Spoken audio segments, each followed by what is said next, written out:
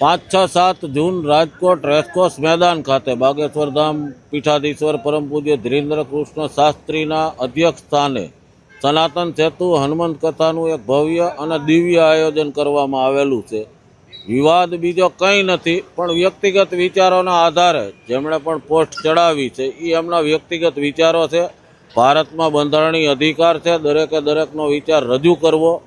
કાર્યક્રમની આપને જાણકારી આપું તો કાર્યક્રમ હનુમાનજીની શ્રદ્ધા, ભક્તિ, શક્તિ, સમર્પણનો કાર્યક્રમ છે.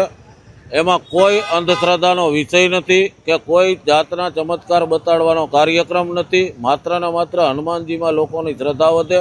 હનુમાનજીની કથાના માધ્યમથી જે અત્યારે વૈશ્વિક સમસ્યા સનાતન ધર્મ ઉપર ચાલી રહી છે અનેક વિષયોને લઈને છેલ્લા ઘણા સમયથી, તો એના અનુસંધાને દેશ અને વિદેશમાં અનેક જગ્યાએ ધીરેન્દ્ર કૃષ્ણ શાસ્ત્રીજી પોતાના હનુમાનજીના માધ્યમથી કથા કરી રહ્યા છે. સનાતન ધર્મને ઉજાગર કરવાનું, સનાતન ધર્મની સાથે વધારેમાં વધારે લોકો જોડાઈ રહે એને અનુલક્ષીને કાર્યક્રમો થઈ રહ્યા છે.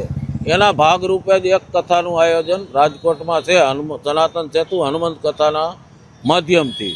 તો એમાં કોઈ અંધશ્રદ્ધાનો વિષય નથી. હનુમાનજીની શક્તિ, ભક્તિ, શ્રદ્ધાને અનુલક્ષી ભક્તો જોડાય અને સનાતન ધર્મનું વધુમાં વધુ ઉજાગર થાય, યુવાનો વધુમાં વધુ સનાતન ધર્મ સાથે જોડાય એવું કાર્યક્રમનું આયોજન છે. સમિતિ વતી હું આપને બાંહેધરી આપું છું કે એમાં કોઈ અંધશ્રદ્ધાનો વિષય નથી.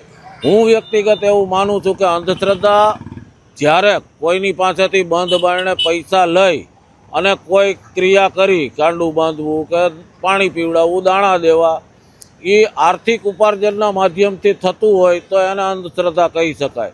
આમાં તો સમિતિ દ્વારા ખર્ચ માટે પણ કોઈ ડોનેશન વ્યક્તિગત રીતે કોઈની પાસેથી ઉઘરાવવામાં આવતું નથી. આપની સાથે પ્રેસ કોન્ફરન્સમાં પણ મેં અપીલ કરી હતી લોકોને કે સમિતિના નામે કોઈ ફંડ માંગે તો આપવાનું નથી. તો એવો કોઈ અંધશ્રદ્ધાનો વિષય છે નહીં. એ આપના માધ્યમથી હું સર્વેને જાણકારી આપું છું.